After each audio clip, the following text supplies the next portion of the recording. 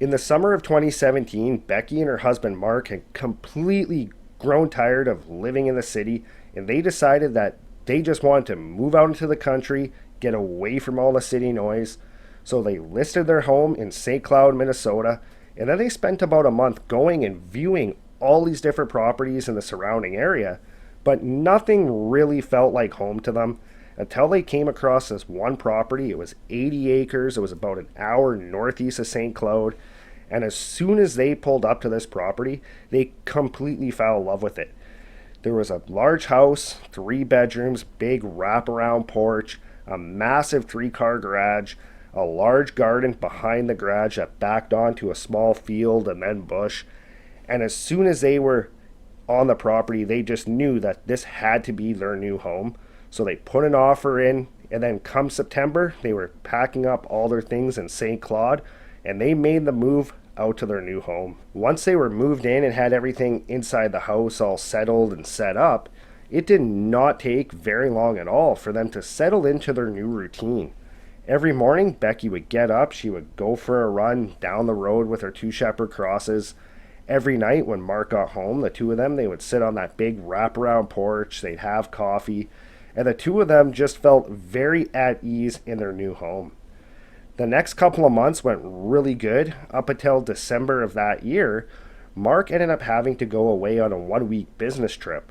Now, Becky was used to Mark going away on these types of trips, but this time it was going to be her first time in this house by herself.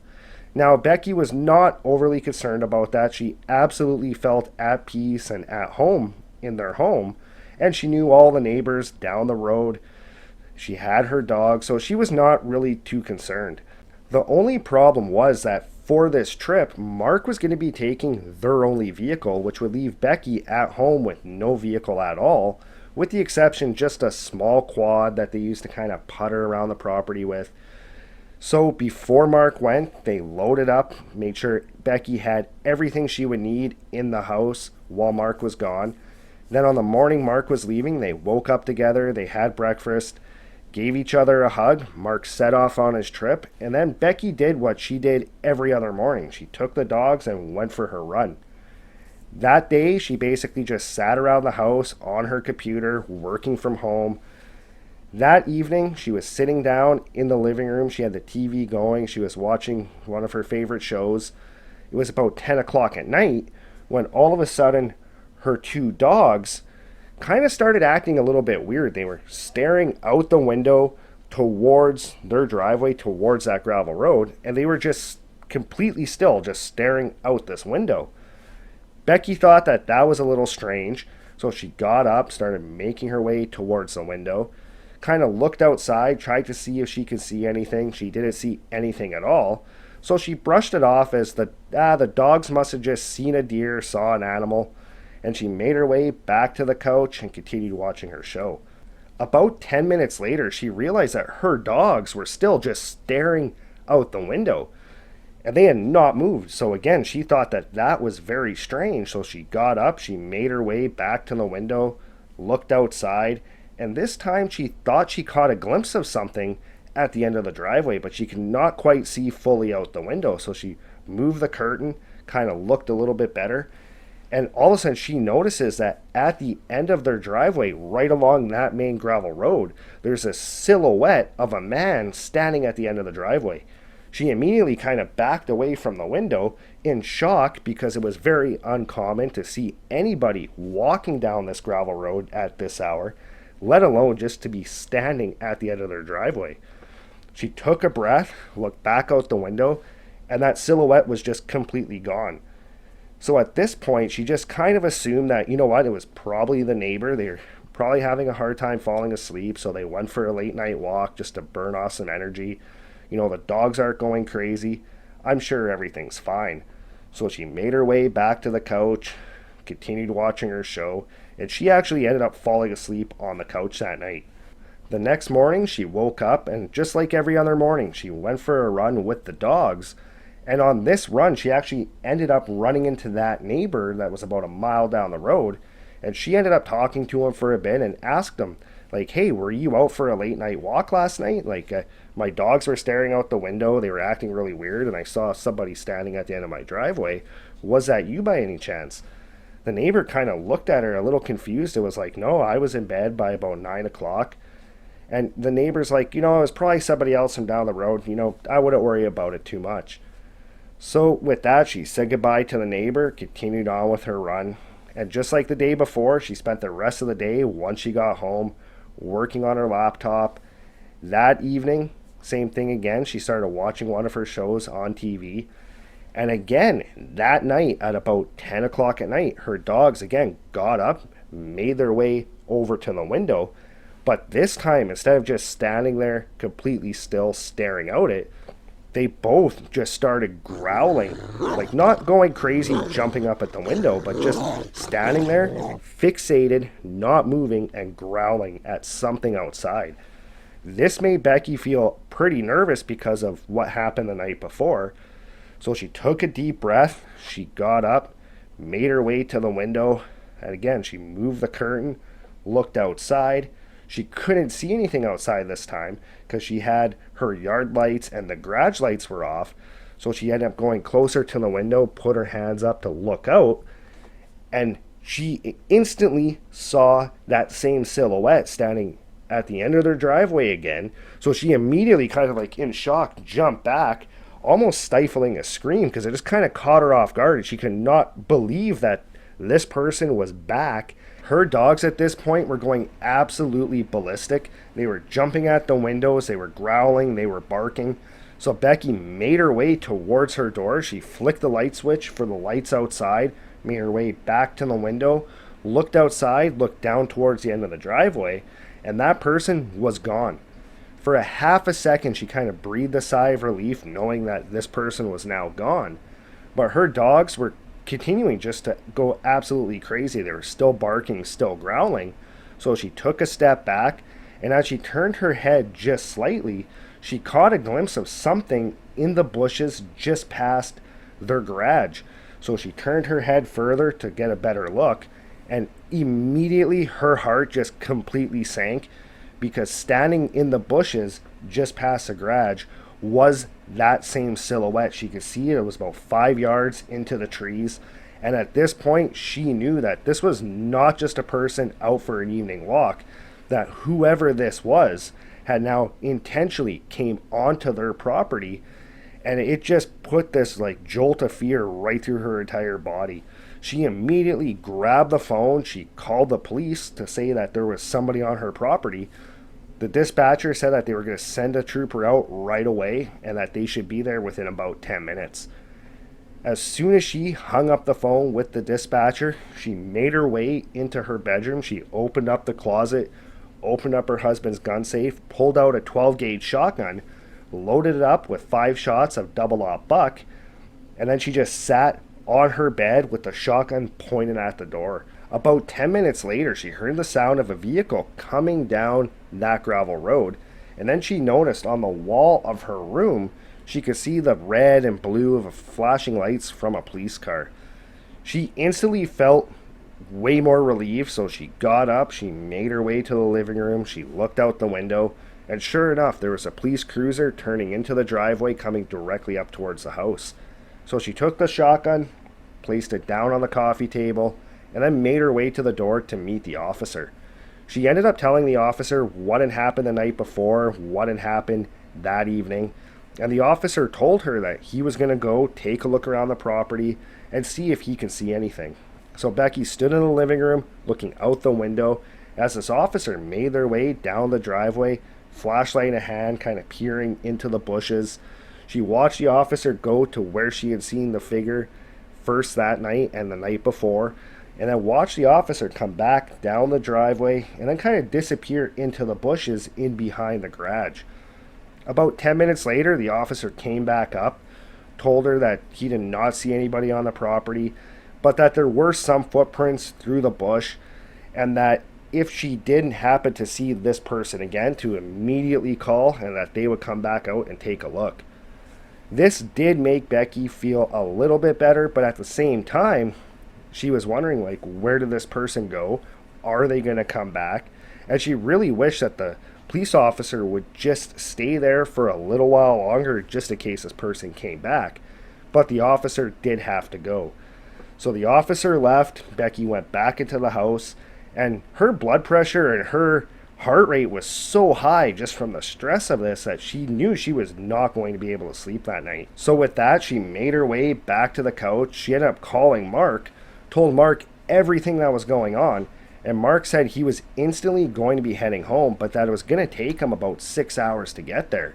So he told her, just make sure everything's locked up, keep the dogs with you, keep the shotgun with you. If you see or hear anything, call the police immediately.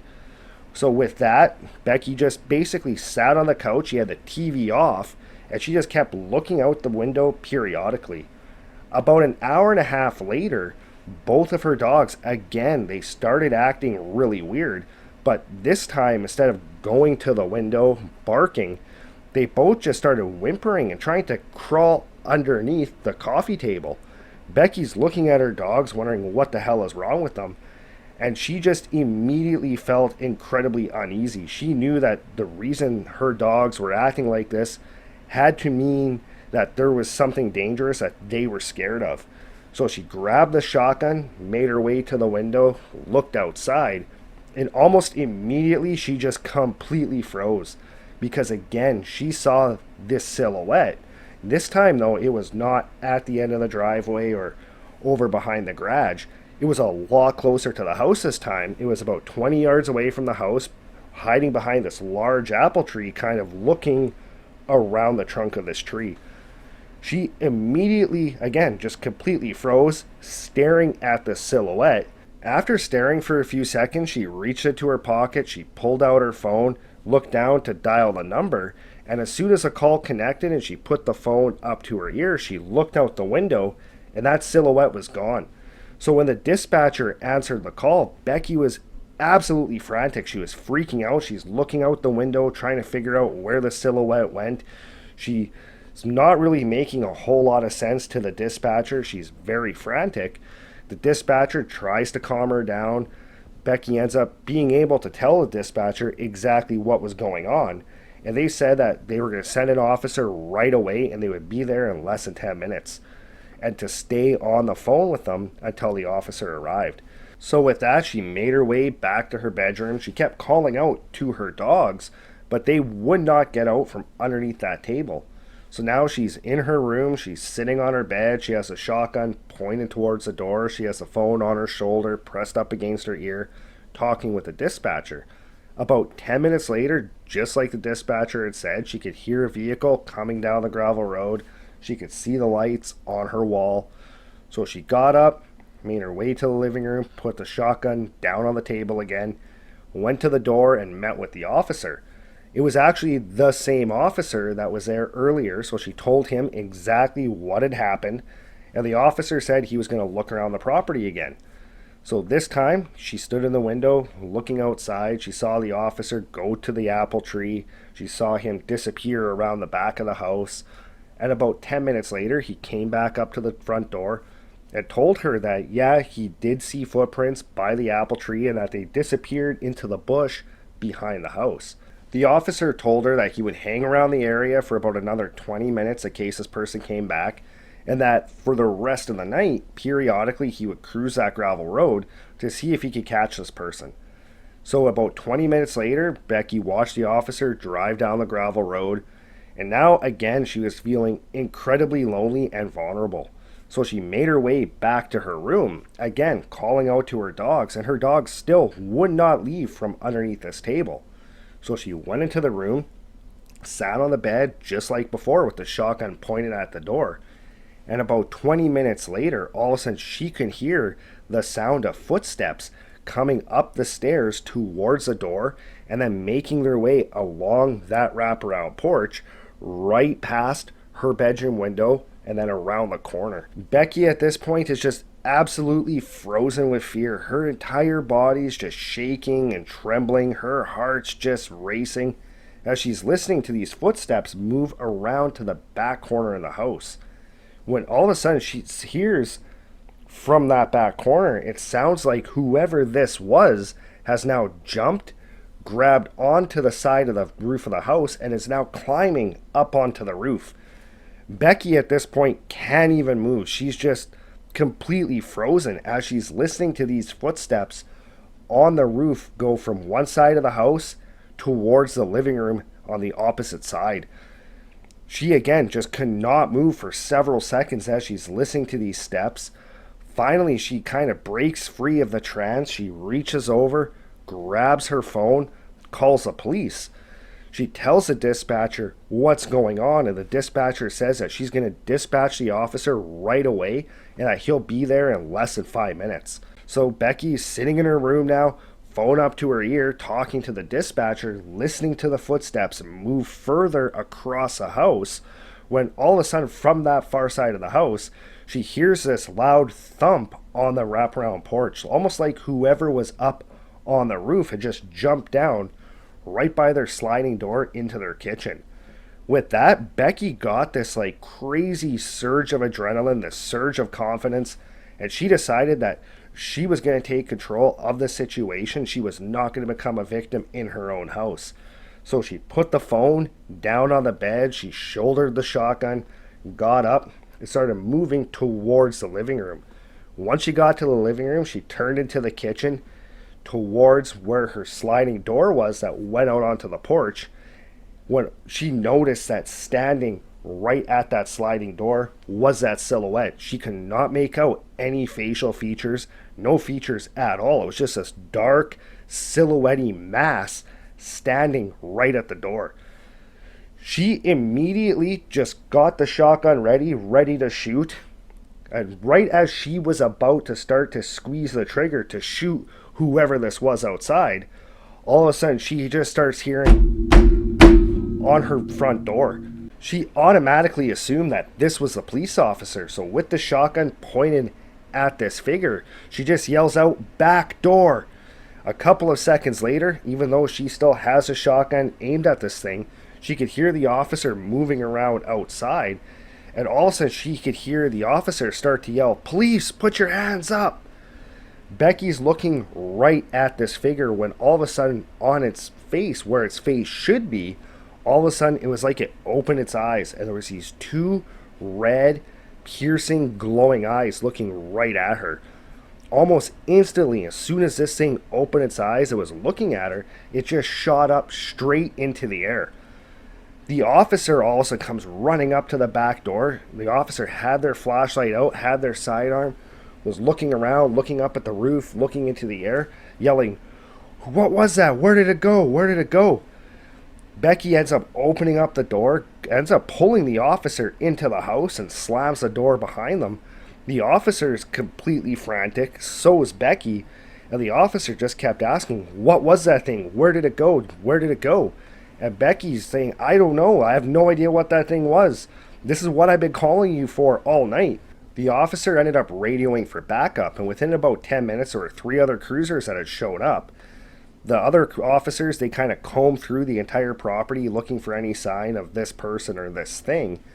And the initial responding officer told Becky that those footprints that he had found in the snow around the property were not very deep, almost like whatever this was did not have a whole lot of weight to it. The officers spent several hours looking through the entire property, and when Mark was driving down the gravel road coming home, all he saw was flashing red and blue lights, so he instantly thought that something bad happened to Becky, so he was incredibly relieved to find out that she was okay. Now, the officers did not find any sign of this thing or this person, and Becky and Mark ended up, for the next couple of months, they ended up living with Mark's parents back in St. Claude. They did eventually go back to the property. They still live there to this day, and they have not had any other run-ins with whatever this thing was. In 2014, Ryan and his wife Linda were living on the outskirts of a small town about an hour outside of Thunder Bay, Ontario, right in the heart of the Canadian Shield. Ryan, he was an HVAC mechanic, so through the fall and through the winter, he was incredibly busy with late night service calls that would call him out of the house to go travel, usually to Thunder Bay. He'd be gone for multiple hours at a time, and his wife would be at home all by herself. Ryan always felt really guilty every time he went on one of these service calls that Anne would be by herself, and he always really worried about her. So he ended up adopting this German Shepherd Husky cross to kind of be his wife's protector when he was not home. And she took this dog kind of under her wing. She trained it to be kind of a protection dog. And that gave Ryan a little bit more comfort every time he went on one of these late night calls. And for Anne, this dog gave her a lot of comfort as well, knowing that this dog would protect her against anybody or anything that would try to harm her. And one day in late November of 2014, just like countless times before, Ryan and Anne, they were lying in bed, they were sleeping, when all of a sudden Ryan's phone on his nightstand started to go off. He reached over, he grabbed his phone, he took a look at it, and noticed the number was his answering service. He knew at this point he was getting a service call, and he was more than likely going to have to go out in the cold, leave Anne behind. But he answered the phone, put it to his ear, and sure enough, it was the answering service. He had a service call in Thunder Bay, which was about an hour away. So he got up, he got dressed, he woke Anne up, he told her that he was going on a call, and that he would be back in a couple of hours. Then he made his way outside to his service van, made the hour-long drive out to Thunder Bay.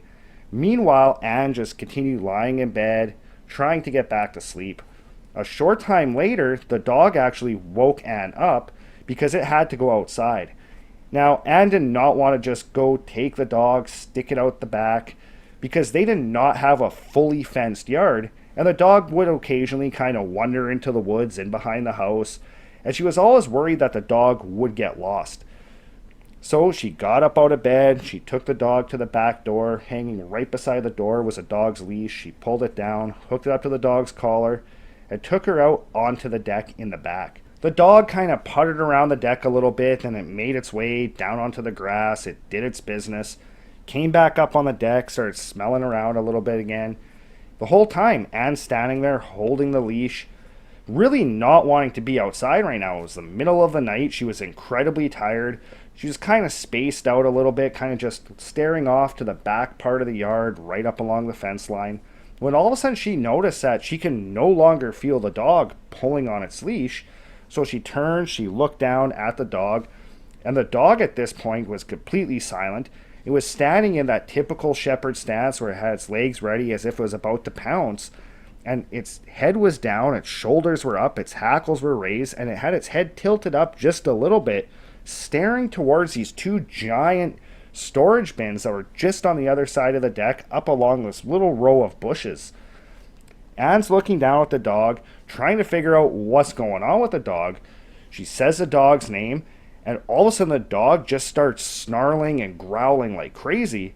And at this point, Anne kind of looks at the dog, looks up in the direction that this dog was looking in towards those bins, and all of a sudden she just kind of backs up, kind of in shock, because she sees this dark silhouette, almost like a shape of a person, standing just behind those bins right up against the trees. Now, there was a light on the back of the house illuminating this area, so she could see these bins perfectly. She could see into the bushes almost perfectly as well. And it was just this dark, shadowy figure about the size of a man standing there looking directly at her, but she could not make out any facial features or any features of this person at all. The dog at this point also goes from a growl into just a full-on aggressive bark. And at this point, Anne just kind of grabs the leash, pulls back on the dog, and books it to the back door, back inside. As soon as she got inside, she locked the door, she ran up into the kitchen, she grabbed the phone, and she called Ryan to tell him that somebody was snooping around their house. Ryan, again, he was about an hour away in Thunder Bay, but hearing the panic in his wife's voice, he knew he had to get home, and he had to get home quick. So he basically abandoned his job site, made his way to his van, and sped the entire way from Thunder Bay back home just to make sure his wife was okay. When Ryan got home, Anne told him everything that had happened. She told him how the dog was kind of acting all goofy, how it was growling towards those bins, how she looked up, saw this person, but could not make out any features of them at all. And at this point, Ryan was starting to think, you know what? I have a ton of power tools. I have yard tools in these bins. Chances are somebody was snooping around. They were going to go in these bins, steal stuff, make a quick buck by pawning it off. But at the same time, he really wanted to get outside to go check out that area, see if he could find any sign where this person was standing, maybe be able to tell from that exactly what they were up to. So he ended up saying to Anne, you know what, you stay inside. I'm going to go outside. I'm going to look around. If this was a person outside, they're going to be long gone. Like, this was an hour ago. I don't think we need to worry. But if you see anything or you hear me scream, call 911 and get the OPP out here immediately. With that, he made his way to the back door. He opened it up, stepped out onto the deck, and closed, locked the door behind him. Ryan made his way across the deck towards those big storage bins. Once he got to the edge of the deck, he kind of hopped down off the deck, walked up in behind those storage bins, looking down at the ground.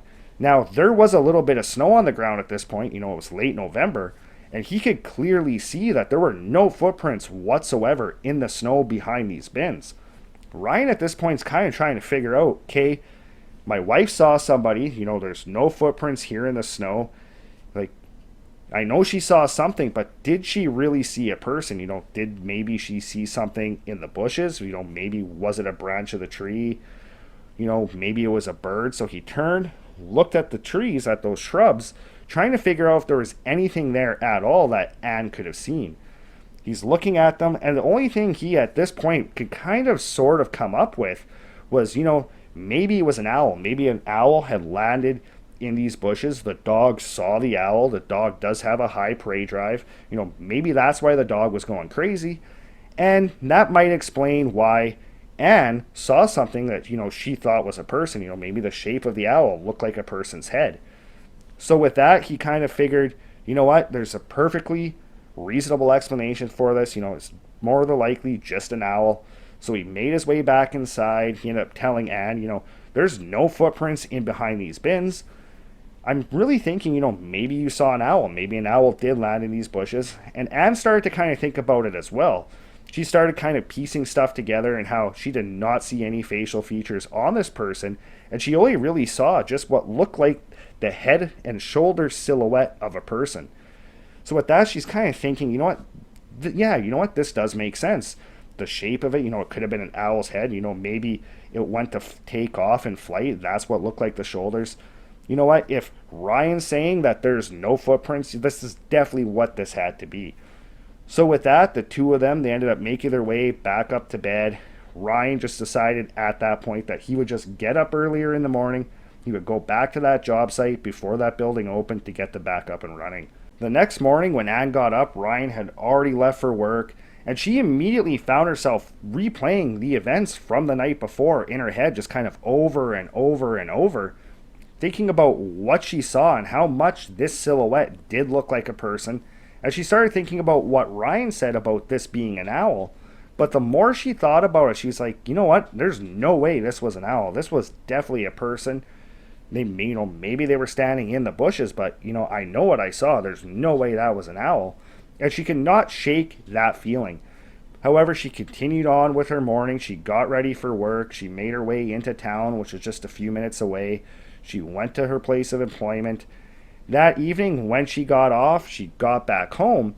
Now, she would get back home well before Ryan. Ryan, most of his work was out in Thunder Bay, an hour away, and she only worked just a few minutes from home. So most days, she would get home, and she would be home for a good hour and a half, 2 hours, sometimes even 3 hours before Ryan got home. So when she got home, it was kind of at that twilight dusk stage. She pulled into her driveway, made her way down the 150-yard driveway up towards the house. She parked her car, she got out, she started walking up towards the front door, when again, just kind of out of the corner of her eye, she saw something standing over by the garage. They had this detached garage that was about 20 yards off from the house, where Ryan kept his lawn tractor, his snowmobiles, and his boat. And she saw this figure standing there right up beside the garage. She quickly turned her head, looked, and this figure was gone. she immediately went back to the night before with that silhouette figure she saw behind those bins. And she was just immediately filled with just like this feeling of dread. And she just knew she had to get in the house. So she quickly made her way to the front door. And when she got to the door, she could hear her dog just going absolutely ballistic, barking out the side window facing that garage. She immediately pulled her keys out. She opened the door up, headed inside, closed it up, and instantly she pulled out her phone and she called Ryan and told him, you know what? I think I just saw this person again. They're over by your garage. Can you please come home as fast as you can? And again, Ryan pretty much dropped everything he was doing. He got in his van and again, he sped all the way home. When he got home, again, he went and he looked around for any sign of this person whatsoever. And again, there was no footprints in the snow, no sign of anybody being there at all. However, this time he was not able to explain what Anne had seen. There was no way to brush it off as, being an owl in a bush, because this figure was out in the open right beside the garage. So there was no way that Anne could have mistaken what she saw, even though it was just out of the corner of her eye, for being anything other than a person by the garage. At this point, Ryan kind of started to contemplate, should I call the OPP? Should I get them to send somebody out, kind of look around? Maybe they'll find something that I'm missing. But ultimately, he's like, you know what? I'm just going to leave it. We have an alarm on the house. Our house is always locked. We have the dog. I'm not working tomorrow or the next day because it was now the weekend. He figured, you know what? I'm not going to bother calling them yet, but, if I see anything or my wife sees anything again, then for sure I'm going to call the cops. And with that, they both kind of figured, you know what? Let's just brush off this person. Let's just forget all about them. Let's forget about that figure. And let's just try to enjoy the rest of the evening together. So they ended up having dinner. They sat on the couch. They watched a couple of movies. And that night around 11:30, they decided, you know what? It's been a long week. It's getting late already. Let's just call it a night. So they made their way into their bedroom and they settled in for the night. That night around 1 a.m, though, Ryan, he woke up because he really had to use the washroom. So he kind of got up out of bed, made his way towards the bedroom door, made his way down this long hallway out towards the kitchen. And once he got to the kitchen, he went through it down this other hallway to where the bathroom was right down at the end of it. Now, in this hallway, he did not have any lights turned on. There was just a small light in the kitchen, but he could see fairly clearly down this hall. He could see his bathroom door. And as he got a little bit closer towards it, he kind of stopped and he's looking in front of him, kind of trying to figure out if he's seeing what he's seeing in front of him.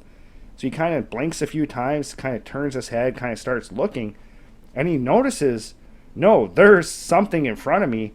And he's trying to kind of figure it out what this was when all of a sudden he realizes that, holy crap, there's somebody standing right by my bathroom door. He can see this dark silhouette right in front of the door.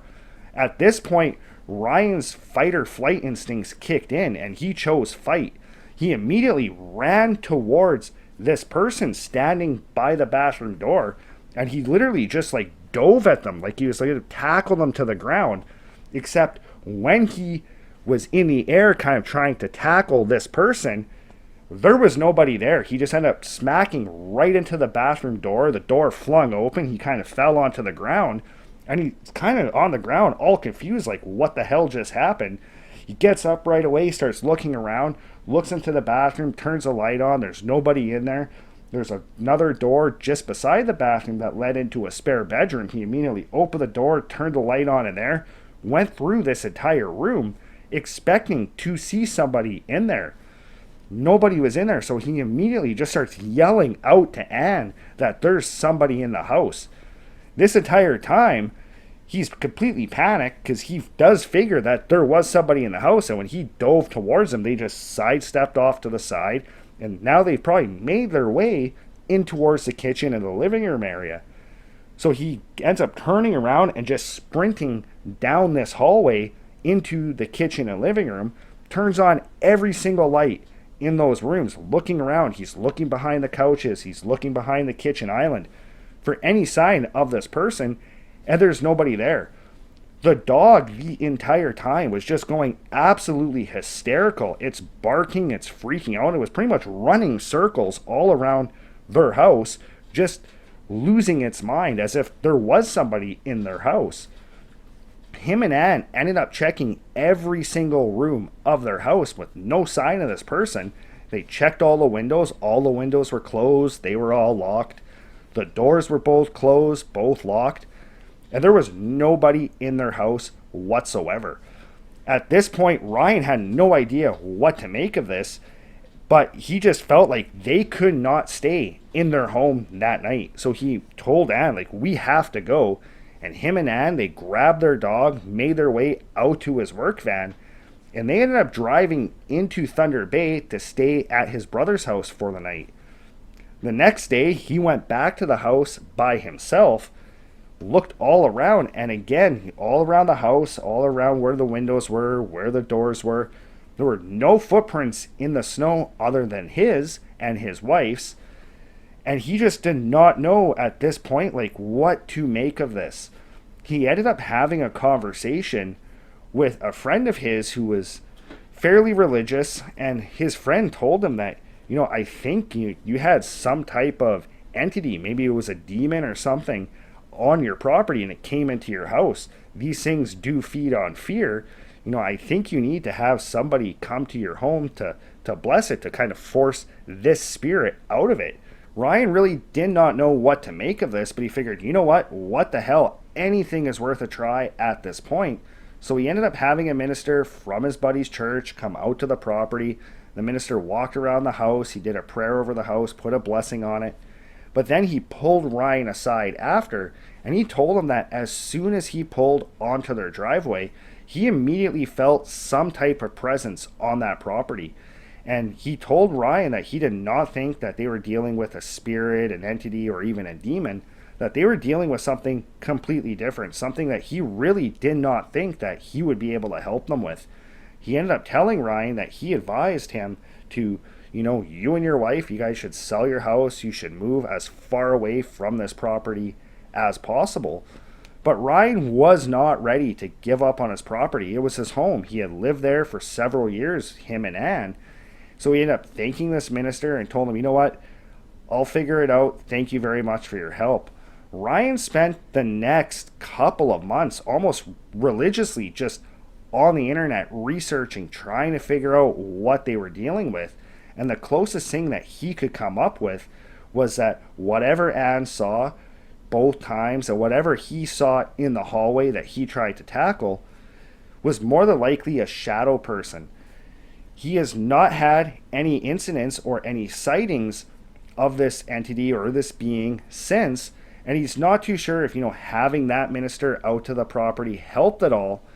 But from that point in time, they've had no more experiences on that property whatsoever, and they don't feel anything there as well. Early in the fall of 2009, a 61-year-old career farmer named Ray purchased an additional 600 acres for his family farm up in northwestern Minnesota. Ray, he was a father of 5, and he had grown up farming, and it was a way of life for him. His father had grown up farming, his grandfather had grown up farming, and it was something that he absolutely loved, and all 5 of his children absolutely loved farming as well. And when they got older, all 5 of them took up the family business. So Ray's family in total owned over 6,000 acres in northwestern Minnesota. This 600-acre plot of land was a lot different than the rest of the properties that the family owned. See, their family was used to agricultural farming, and this particular property was, before they bought it, was strictly a cattle farm. So it was going to take a lot of work to get this property up and running and profitable for the family. Luckily enough, though, this property was only located about 30 minutes away from Ray's primary property, where he lived with his wife, his 2 younger sons, and his oldest daughter, Erin. Now, Erin, she was 24 years old, and she was looking to kind of start her own life, but still wanted to be a part of the family business, but she just really kind of wanted to break away from the constant watchful eye of her parents and really have her own freedoms. So she ended up going to Ray and asked him, Dad, would it be okay if on this new property, if I set up like a ready to move home or had a small house built, kind of had the place to myself? I'll take care of the property, I'll get it ready, I'll clear everything out of the way so that we can plant our crops. I still want to be part of the family business. I just really want to kind of start my own life and have my own place. Ray, he thought about it for a few minutes, and he was really kind of torn. He did not want to see his daughter leave, but at least if she went to this property, she'd only be a half hour away, and it's not like she would be moving off to the city, which he absolutely did not want for his daughter. And it did make him happy that she said she still wanted to be a part of their family business for their farm. So, kind of with a heavy heart to really see his daughter leaving, Ray ended up giving her his blessing, and they made a plan that once they took possession of the property in that fall, that they would set up a big camper trailer on the property for her to live in throughout the fall, and then in the winter she would move back home. So in early September, once they took possession, they moved the family's large fifth-wheel trailer onto the one portion of the property. They brought over a bunch of their heavy equipment, and Aaron almost immediately got to work clearing various portions of the land and getting it ready for the next year. Now, this property that they had purchased, it was not 600 acres all connected together. It was actually fairly spread out. There was one quarter section of land that was about 160 acres on one side of this long gravel road that ran for about 5 miles off of a main highway. And right on the other side of that gravel road was another 160 acres. And then about a mile down the road, they had another 160. And then about a half mile past that, they had a 120 acre plot there as well. So Erin's plan of attack for clearing all this land was that she was going to start with the most difficult part of it first, which just so happened to be that very far 120 acre plot. Now, what made that particular spot so difficult to deal with was not the fact that it was located the furthest away, it was the fact of the terrain itself. See, most of the other property was fairly heavily used by cattle, so the ground was fairly flat, fairly compact. Yeah, there would be big rocks, there would be some stands of trees, but for the most part, it would be fairly easy for her to deal with those properties. However, that 120 acre spot was very muddy, very boggy. In fact, all along the entire one side of the property was very marshy. It was almost like a big bog. And on the other side was really thick brush and really thick bush that butted up just to this very small little field. And Erin knew in order for that spot to become profitable, she would have to clear all of those trees and all of that brush. And she knew from past experiences working on other properties with her dad and with her brothers that that muddy and boggy terrain was going to be incredibly difficult to deal with, and she was expecting for their heavy equipment to get stuck fairly regularly, which is why she wanted to start with that part first. So once Erin was all settled in the trailer, she made it her daily routine to wake up, go out to the family backhoe, drive it down the road to that 120 acre plot, and at the end of the day she would drive back. She did that because she did not want to risk leaving it sitting on that muddy terrain, risking it sinking in the mud, and having a hard time getting it out again. So for about 2 weeks, every day, that's exactly what she did. She would get up, she would get out to the backhoe, drive to that portion of the property, and she would spend the entire day meticulously clearing rocks, clearing brush, and at the end of the day, she'd make her way back to the trailer. And that just kind of became her life for that 2 weeks.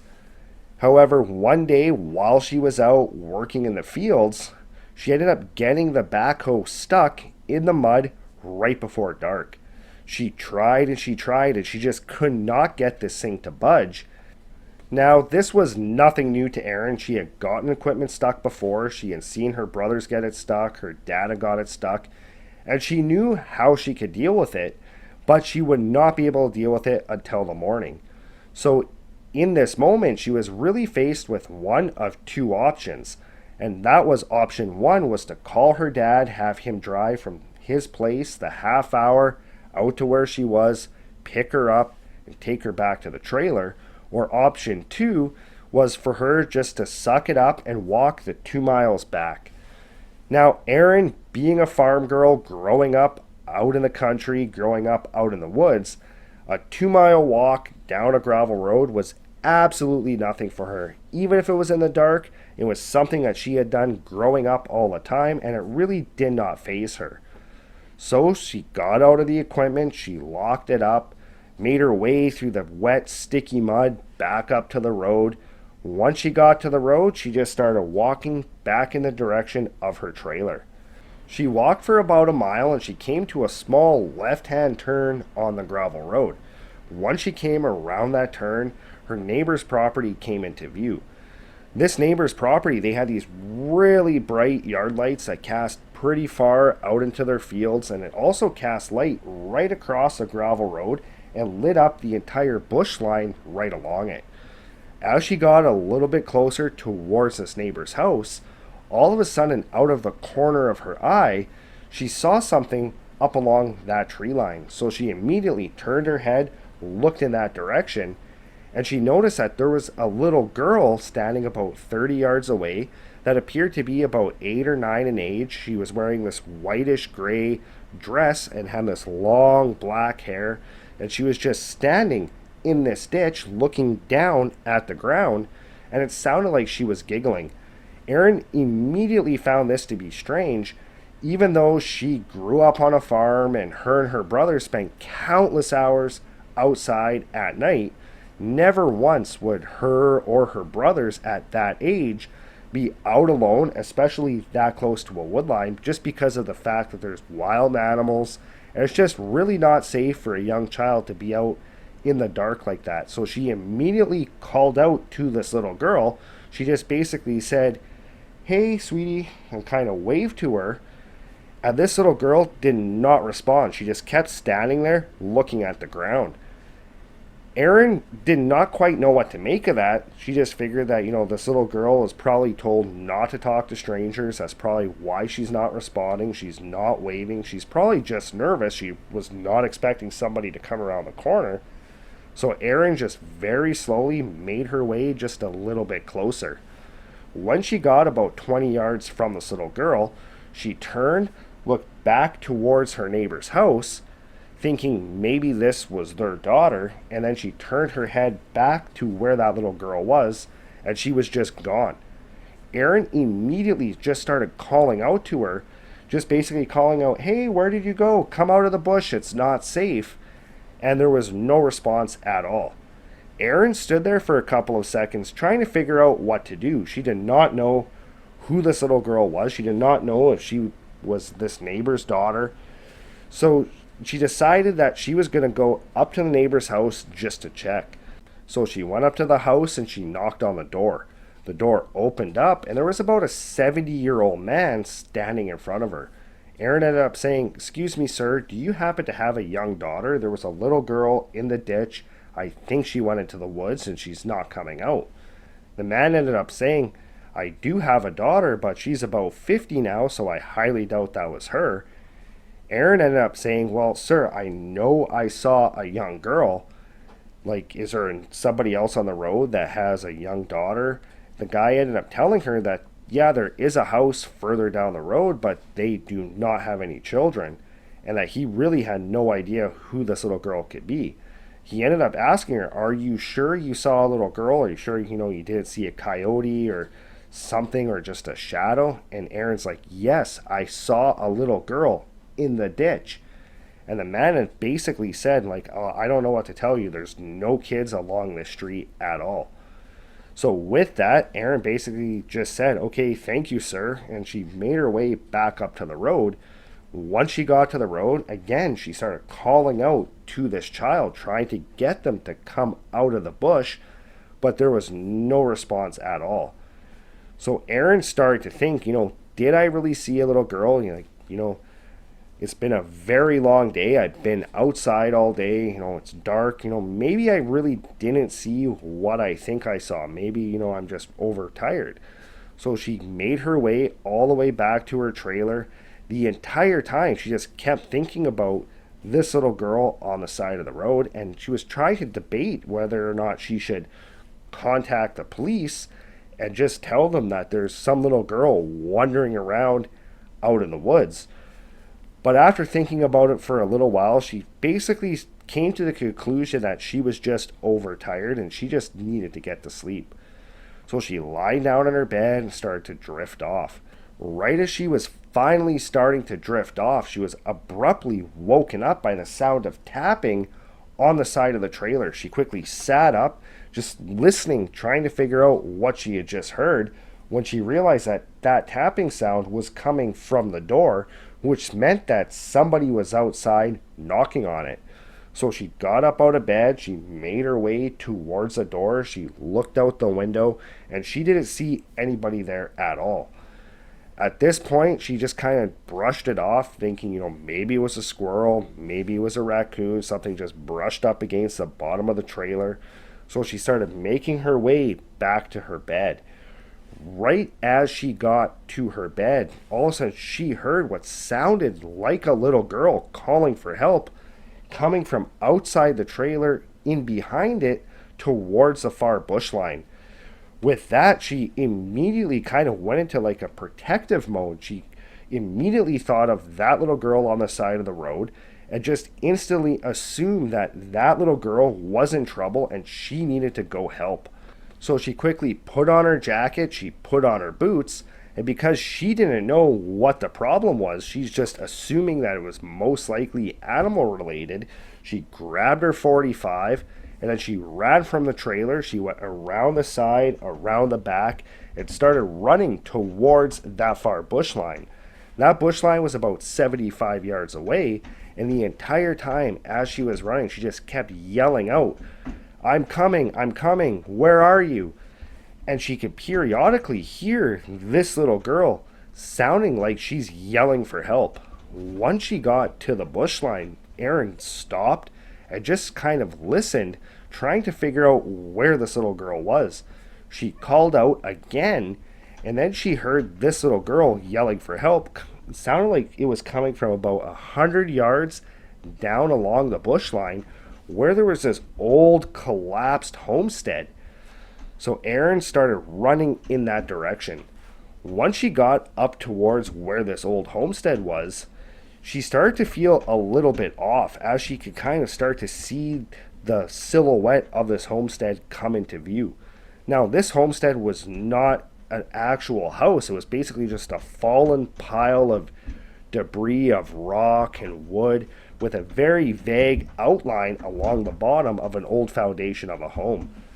As she got closer towards it, she just kept feeling like there was this weird malevolence in the air. Like she just felt very uneasy, very on edge. The air felt very heavy. So as she's going closer and closer towards it, this feeling just kept getting stronger, and Erin just could not shake it. As she got up, right up towards the front of this homestead, she could see up along the front there's a bit of an opening where the door used to be. So she starts making her way towards it. She's yelling out to this little girl, where are you? Where are you? When all of a sudden she could hear what sounds like sobbing coming from inside the ruins of that homestead. She instantly reaches in her pocket to pull out a small flashlight. She turns it on, she shines it right towards the opening of those ruins, but she can't see anything at all. So she makes her way very cautiously closer, shining the light inside, kind of trying to look around to see if she could see this little girl. She can't see her, but she can continue to hear that sobbing coming from inside those ruins. So once she gets right up to the door, she kind of kneels down, she shines the light in, looking around, when all of a sudden she catches a glimpse of that whitish gray dress on the far side. So she kind of squats down a little bit more, starts making her way inside, calling out to this little girl, basically just saying, it's okay, you're safe, I'm here. This little girl did not respond. She just continued sitting in this corner. So as Erin got closer, she's shining the light, trying to get a better look at her. and she realizes that this little girl's almost like curled up in a ball, rocking in the corner of these ruins. So she keeps making her way closer, trying to get underneath the fallen timber boards that used to be the frame of the homestead, dodging big shards of rock. Once she gets right up beside her, she just says, "Hey, it's okay, sweetheart. I'm here. You're safe now." And she reaches her hand out to grab this little girl's shoulder. And as soon as she touches this little girl's shoulder, this little girl swings around, looks right at her, and just lets out this like earth shattering, almost like demonic scream right in Erin's face. And what made this even more horrifying for Erin was the fact that this little girl, she was incredibly pale. She had very long, dark hair. But what was worst of all was this little girl's eyes. Her eyes were just completely black, almost like they were completely lifeless or soulless. And they were just looking right at her as this little girl was screaming. And this scream just basically shook like every bone in Erin's body. It was a sound that she had never heard anybody make before. Erin, in this exact moment, was absolutely terrified. She had no idea what was going on. She had no idea really what this was in front of her. And her first instinct was just to get out of there. So she quickly turned around. She's scrambling, trying to crawl underneath all those boards and all that rock. Once she finally gets out of those ruins, she stands up and she just starts running as fast as she can all the way back to her trailer. Periodically, she turns around to shine the light to see if this little girl's following her. And the very first time she turned around just to see, she was really not expecting to see this little girl following her at all. It was kind of more just like a fear response to make sure that she's not being followed. But when she turned around and shone the light in that direction, this little girl was only standing about 50 yards behind her, just standing there, completely motionless, staring in her direction. Erin just continued just running as fast as she could all the way back to the trailer. When she got to the trailer, she turned again, shone the light back in that direction, and this little girl was now about 30 yards away from her, even closer than before, and again, just standing there, staring right at her. Erin at this point was not going to waste any time. She was not even going to bother going into the trailer. She just headed straight for her truck. She got in, she started it up, and she just floored it as fast as she could down the drive back up to that gravel road.